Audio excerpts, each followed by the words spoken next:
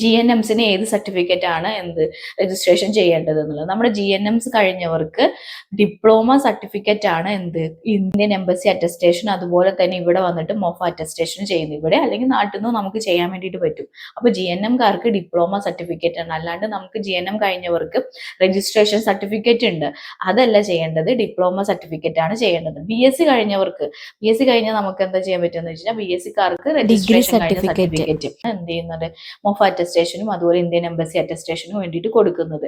അപ്പൊ ഇത് ക്ലിയർ ആയി എന്ന് വിചാരിക്കുന്നു. അപ്പൊ കുറെ പേർക്ക് ഇതിനെക്കുറിച്ച് കുറെ ഡൗട്ടാണ്, ഏത് സർട്ടിഫിക്കറ്റ് ആണ് അതായത് ഇന്ത്യൻ എംബസി അല്ലെങ്കിൽ മൊഫ അറ്റസ്റ്റേഷൻ ഏതാ ചെയ്യേണ്ടത് എന്നുള്ളതിലുള്ള കൺഫ്യൂഷൻ.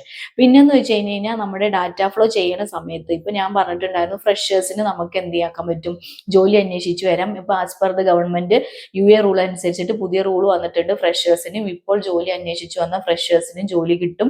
ഇപ്പൊ എക്സ്പീരിയൻസ് നമുക്കൊരു എക്സ്പീരിയൻസ് തന്നെ വേണം, ഇത്ര വർഷം വേണം എന്നുള്ള കാര്യം ഇല്ല. നമുക്ക് ഫ്രഷേഴ്സിനും ജോലി അന്വേഷിച്ചു വന്ന ജോലി കൊടുക്കണം എന്നുള്ളൊരു നിയമം പാസ്സാക്കിയിട്ടുണ്ട്.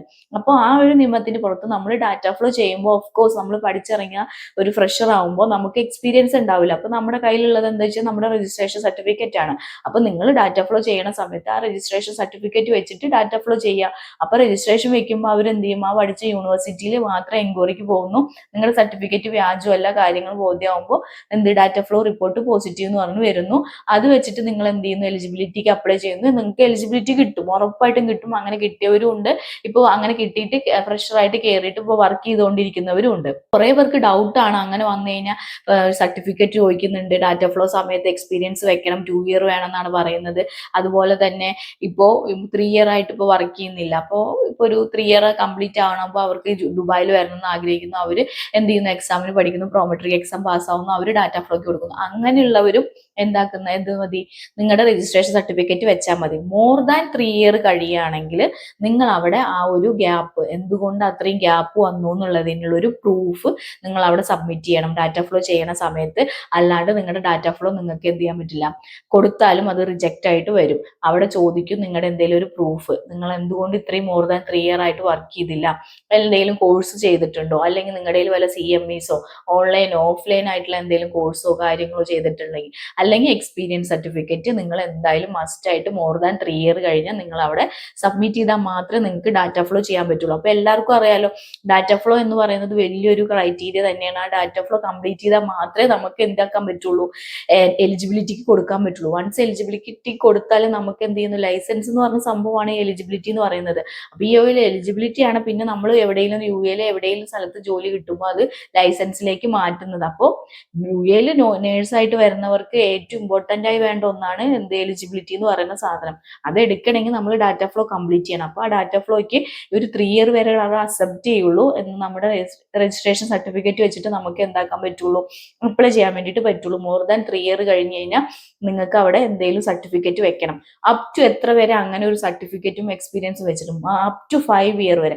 നിങ്ങൾക്ക് ഇപ്പോൾ 5 ഇയർ വരെ എക്സ്പീരിയൻസ് ഒന്നുമില്ല, നിങ്ങൾ പഠിച്ചിറങ്ങിയതിന് ശേഷം ഗ്യാപ്പായി, നിങ്ങൾക്ക് എക്സ്പീരിയൻസോ കാര്യങ്ങളോ ഒന്നുമില്ല, അപ്പോൾ 5 ഇയർ കഴിഞ്ഞു എന്ന് വിചാരിക്കുക. അങ്ങനെ 5 ഇയർ കഴിഞ്ഞ് കഴിഞ്ഞാൽ പിന്നെ നിങ്ങൾക്ക് എന്താക്കാൻ പറ്റില്ല, നിങ്ങളുടെ ഒരു വാലിഡ് ആയിട്ടുള്ള ഒരു 5 ഇയർ ആയിട്ട് ഒന്നിലും വർക്ക് ചെയ്തിട്ടില്ല, ഒരു കോഴ്സ് ഇല്ല, അല്ലെങ്കിൽ ഒന്നും പഠിച്ചിട്ടൊന്നും ഇല്ലെങ്കിൽ നിങ്ങൾക്ക് എന്താക്കാൻ പറ്റില്ല, ഡാറ്റ ഫ്ലോ ചെയ്യാൻ വേണ്ടി പറ്റില്ല. അപ്പോൾ ഡാറ്റ ഫ്ലോ ചെയ്തില്ലെങ്കിൽ നമുക്ക് എലിജിബിലിറ്റി കാര്യങ്ങൾ കിട്ടില്ല. അപ്പോൾ വെറുതെ എക്സാം എഴുതാനോ എടുത്തിട്ട് സമയം കളഞ്ഞിട്ട് ഒരു കാര്യമില്ല. നിങ്ങൾക്ക് മോർ ദാൻ 5 ഇയർ അല്ലെങ്കിൽ 5 ഇയർ ഗ്യാപ്പ് ഉണ്ടെങ്കിൽ ഒന്നും ചെയ്യാൻ പറ്റില്ല, നിങ്ങൾക്ക് എന്താക്കാൻ പറ്റില്ല, എക്സാമും കാര്യങ്ങളും ഒന്നും എഴുതാനോ ഡാറ്റ ഫ്ലോ കംപ്ലീറ്റ് ചെയ്യാനോ പറ്റില്ല.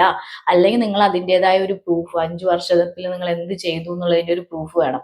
അല്ലെങ്കിൽ നിങ്ങൾക്ക് ചെയ്യാൻ പറ്റുന്ന വെച്ച് കഴിഞ്ഞാൽ, നിങ്ങളുടെ ഇപ്പൊ 5 ഇയറിന്റെ ഉള്ളിൽ നിങ്ങൾക്ക് ഒരു 2 ഇയർ എക്സ്പീരിയൻസ് ഉണ്ടായിരുന്നു ആദ്യം, പിന്നെ ഒരു 3 ഇയർ ആണ് ഗ്യാപ്പ് വന്നെങ്കിൽ ആ ഒരു 2 ഇയറിന്റെ എക്സ്പീരിയൻസ് വെച്ചിട്ട് നിങ്ങൾക്ക് ഡാറ്റ ഫ്ലോക്ക് വേണ്ടിയിട്ട് കൊടുക്കാൻ വേണ്ടി പറ്റും. അപ്പോൾ നിങ്ങൾക്ക് കുഴപ്പമില്ല, നിങ്ങൾക്ക് ഡാറ്റ ഫ്ലോ ചെയ്യാൻ നിങ്ങളുടെ രജിസ്ട്രേഷൻ സർട്ടിഫിക്കറ്റും ഈ ഒരു 2 ഇയർ എക്സ്പീരിയൻസ് ഉണ്ടെങ്കിൽ അത് വെച്ചിട്ട്, അല്ല 1 ഇയർ ആണെങ്കിൽ അത് വെച്ചിട്ട് നിങ്ങൾക്ക് ഡാറ്റ ഫ്ലോക്ക് വേണ്ടിയിട്ട് കൊടുക്കാം. അങ്ങനെ ചില കേസിൽ റിജക്ഷൻ വരുന്നുണ്ട്, പക്ഷെ എന്നാലും ഓൾമോസ്റ്റ് ഒരു 95% ആൾക്കാരുടെയും പ്രൂവ് ആയി പോസിറ്റീവ് എന്ന് പറഞ്ഞ റിപ്പോർട്ട് വരുന്നുണ്ട്.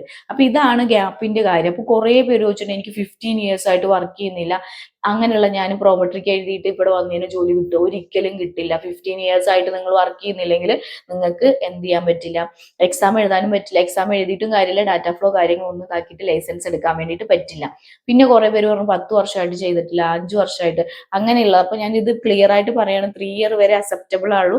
മോർ ദാൻ 3 year ആണെങ്കിൽ നിങ്ങൾ സർട്ടിഫിക്കറ്റ് വെക്കണം, എക്സ്പീരിയൻസ് സർട്ടിഫിക്കറ്റ്, അല്ലെങ്കിൽ നിങ്ങൾ എന്തെങ്കിലും കോഴ്സ് പഠിച്ചതോ CMO അങ്ങനെ എന്തെങ്കിലും ഒരു പ്രൂഫ് നിങ്ങൾ വെച്ചാൽ മാത്രം നിങ്ങൾക്ക് ഡാറ്റ ഫ്ലോ കംപ്ലീറ്റ് ചെയ്യാൻ വേണ്ടിയിട്ട് പറ്റുള്ളൂ. അപ്പൊ എനിക്ക് കുറേ പേര് പേഴ്സണലി കുറേ പേര് ഇത്ര വർഷമായി അത്ര വർഷമായി ഇങ്ങനെ പറ്റും ഇങ്ങനെ പറ്റും എന്നുള്ളത്. അപ്പൊ ഇത് ക്ലിയർ ആയെന്ന് വിചാരിക്കുന്നു. ഇത് ഞാൻ ഡയറക്റ്റ് DHL വിളിച്ച് ചോദിച്ച്, കഴിഞ്ഞ ആഴ്ച DHL വിളിച്ച് ചോദിച്ചു, DH എൻ്റെ അടുത്ത് പറഞ്ഞത് ഇങ്ങനെയാണ് കേട്ടോ. അപ്പോൾ മോർ ദാൻ 3 year കഴിഞ്ഞ് കഴിഞ്ഞാൽ നിങ്ങൾ അവിടെ സർട്ടിഫിക്കറ്റ് കാര്യങ്ങൾ വെക്കണം. മാക്സിമം 5 year വരെ അക്സെപ്റ്റ് ചെയ്യുള്ളൂ. 5 yearൽ നിങ്ങൾക്ക് ഒരു ഒന്നുമില്ല, വർക്ക് ചെയ്യുന്നൊന്നും ഇല്ലെങ്കിൽ നിങ്ങൾക്ക് എഴുതാനോ ഡാറ്റ ഫ്ലോ കംപ്ലീറ്റ് ചെയ്യാനോ വേണ്ടിയിട്ട് പറ്റില്ല. അപ്പൊ ഇതാണ് ഒരു ഡാറ്റ ഫ്ലോയുടെ കാര്യം എന്ന് പറയുന്നത്. പിന്നെ കുറെ പേര് ചോദിച്ചിട്ടുണ്ടായിരുന്നു GNMസിന് ഇവിടെ വന്നു കഴിഞ്ഞാൽ വേക്കൻസി, അതായത് ജോബ് കിട്ടുമോ എന്നുള്ളത്. GNMസിന് ജോബ് ഉറപ്പായിട്ടും കിട്ടും.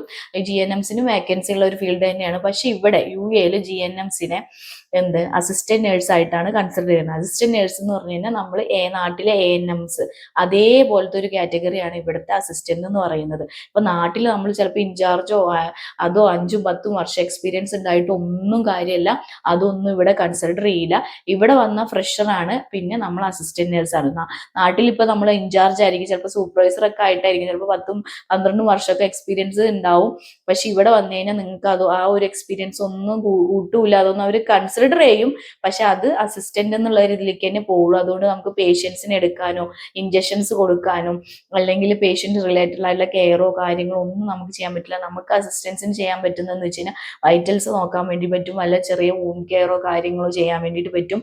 അല്ലാണ്ട് നമുക്ക് BSc നേഴ്സിനെ ഹെൽപ്പ് ചെയ്യാനോ അവർക്ക് അസിസ്റ്റ് ചെയ്യാനോ അങ്ങനെ നിൽക്കാനോ എടുത്തു കൊടുക്കാനോ, പിന്നെ ഡെന്റലിൽ അങ്ങനത്തെ ക്ലിനിക്സിലൊക്കെ നമുക്ക് എന്ത് ചെയ്യുന്നുണ്ട്, അവിടെ നമുക്ക് ഡോക്ടറുടെ കൂടെ നിന്ന് ഇപ്പൊ ഡെന്റലിലൊക്കെ ആണെങ്കിൽ അസിസ്റ്റ് ചെയ്യാനും കാര്യങ്ങൾക്കും അതുപോലെ ഡെർമ എല്ലാത്തിനും അസിസ്റ്റ് ചെയ്യാൻ പറ്റും. ഇഞ്ചക്ഷൻസ് കാര്യങ്ങൾ അങ്ങനെ മെയിൻ പ്രൊസീജിയറോ കാര്യങ്ങളോ ഒന്നും അസിസ്റ്റന്റ് നഴ്സിന് ചെയ്യാനായിട്ട് പെർമിഷൻ ഇല്ല. അതുകൊണ്ട് തന്നെ നമുക്ക് എന്താക്കുന്നില്ല, GNMസിന് സാലറി വളരെ വളരെ കുറവായിരിക്കും കമ്പയറിങ് ടു BScന് നോക്കുകയാണെങ്കിൽ. അപ്പൊ നിങ്ങൾക്ക് അത്രയും കുറഞ്ഞ സാലറിയിൽ ഇവിടെ വന്ന് വർക്ക് ചെയ്യാനായിട്ട് വില്ലിങ് ആണെങ്കിൽ മാത്രം നിങ്ങൾ എക്സാം എഴുതിയിട്ട് വരിക. അതും ലൈസൻസ് ഇമ്പോർട്ടന്റ് ആണ്. ലൈസൻസ് ഇല്ലാണ്ട് ഇവിടെ വന്നിട്ട് ഒരു കാര്യമില്ല. GNMസിനെ അങ്ങനെ അല്ല വന്നിട്ട് കാര്യമില്ല. ഇവിടെ വെറുതെ ജോലി അന്വേഷിച്ച് കുറെ നടക്കുകയുള്ളൂ, നമുക്ക് എവിടെയും കയറാനായിട്ട് പറ്റില്ല. അപ്പൊ ഈ കാര്യം പ്രത്യേകം ശ്രദ്ധിക്കണം. കുറെ പേര് മെസ്സേജ് അയച്ചു GNMസിന് കിട്ടുമെന്ന് ചോദിച്ചാൽ കിട്ടും, പക്ഷെ ക്ലിനിക്സ് ഹോം കെയർ അങ്ങനത്തെ സ്ഥലങ്ങളിലായിരിക്കും കിട്ടുക. സാലറി ആണെങ്കിൽ കമ്പയറിങ് ടു BScനെ അപേക്ഷിച്ച് സാലറി വളരെ കുറവ്. ഈ കാര്യങ്ങളാണ് കുറെ പേര് റിപ്പീറ്റഡ് ആയിട്ട് ചോദിച്ചിട്ടുള്ള ഒരു GNMസിന്റെ കാര്യങ്ങളും. പിന്നെ ഫ്രഷേഴ്സിനെ ഞാൻ ഓൾറെഡി വീഡിയോ ഇട്ടിട്ടുണ്ട്.